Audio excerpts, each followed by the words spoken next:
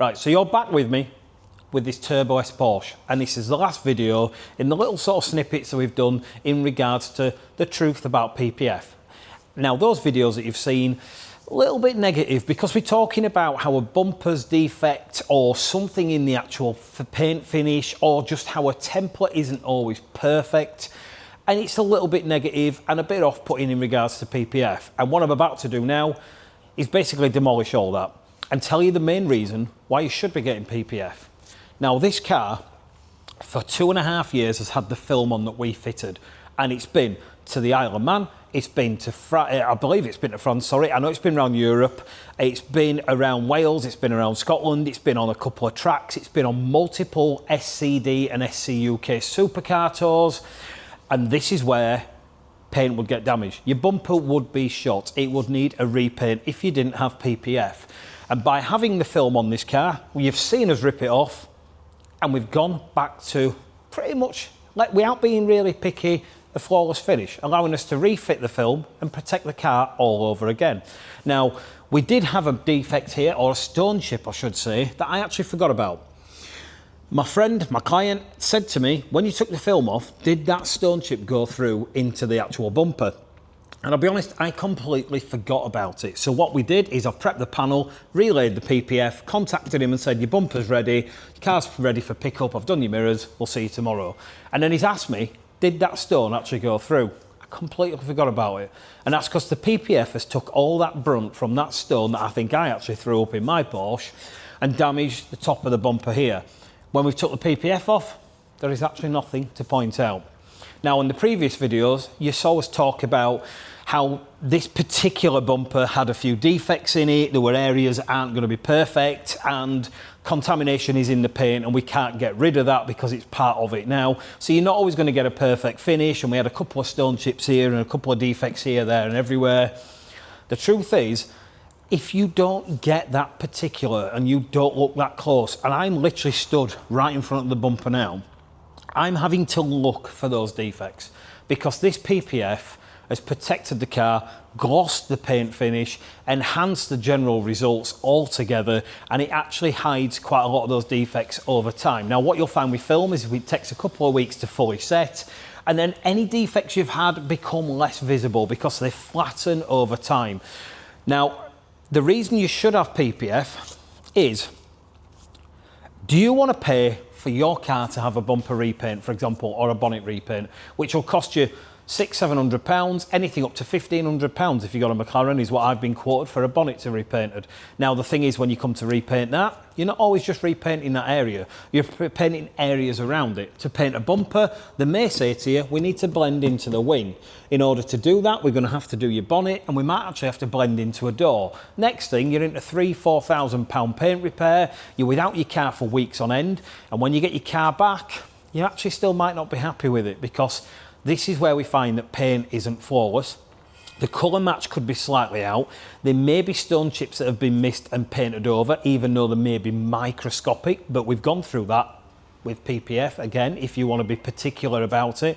And then what you'll find is you're not happy with the respray. Now, you've been without your car for 3 or 4 weeks, you're then having to take it back to the paint shop, you're then having to have conversations with the painters, and nobody wants that, them or you, and then you're going to have more remedial work done on your car. Now, the reality is, if you had PPF on your car, none of that comes into the equation. It also means when you take your car somewhere, there's no anxiety. It's stress-free because your car is protected in every way.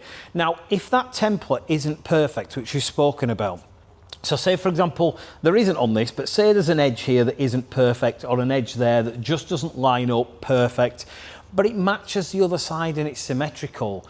It looks fine. It's only obvious to you when you first look at it, and then you forget about it, and because it's protecting your car. And it's also, reality is, if the lines are nice and the template has been done really well across all the edges and borders, it really doesn't matter. It doesn't bother me. I've seen really bad fitments where, I'm not going to really mention where they are, but I've been to a Lamborghini dealer and both rear quarters were a completely different shape. The fitment weren't right, the templates weren't even close, they were completely different shaped where someone had laid the film and not really put any care in it. That's where it bothers me.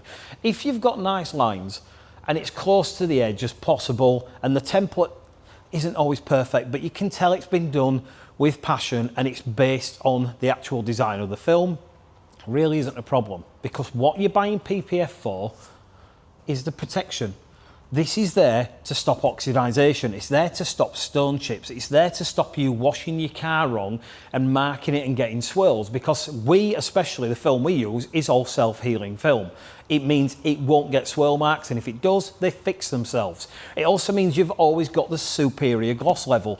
It also means it's hydrophobic, so if you're not into washing your car, it just washes easier because it's like it's been ceramic coated already. It's also easier to recoat with a ceramic coating, and it's just generally easier to maintain. And that's the whole point of PPF.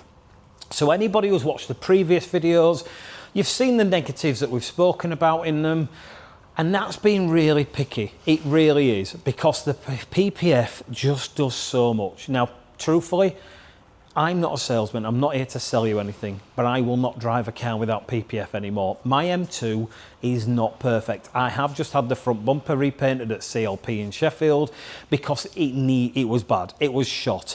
The bonnet and the wings are not perfect, but I've still PPF'd them already. I'm going to be re-PPFing, or I should say I am going to be PPFing that bumper when I pick the car up later on, because I just want it to be protected as much as it can. I understand things can't always be perfect. If you want something to be perfect, you want to see the next video, because we've got a show car at the side of us, which is something like you've never seen. But the reality is, it's a show car. It doesn't go anywhere apart from events. It's too valuable. It's absolutely the best build I've ever seen in my life. So make sure you do follow us, click subscribe and watch the next video, because when you see this car, it's going to blow your head, because it is literally, in 26 years, the best car I have ever been around. But it's a show car. You've got to understand, if you like your car, you want it to be as best as it can, but you are going to be using it, that's where PPF comes in. PPF, done right, with a good quality film, is still cheaper than a repaint.